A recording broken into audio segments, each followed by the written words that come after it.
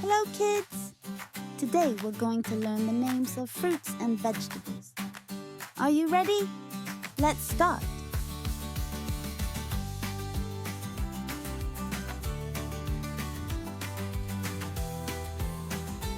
A is for apple. Apples are sweet and crunchy.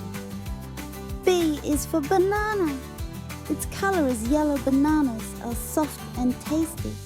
Monkeys love them. C is for carrot. Carrots are crunchy, bright orange, and packed with vitamins. They help you grow strong. T is for tomato. Tomatoes are bright red, juicy, and packed with vitamins. They make salads tasty, sauces delicious, and can even be a yummy snack. They're small, sweet. E is for eggplant. Eggplants are shiny, purple, and full of goodness. They help us grow strong and healthy.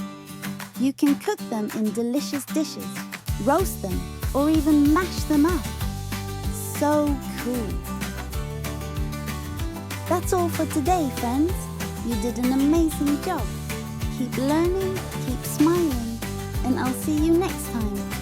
Bye-bye.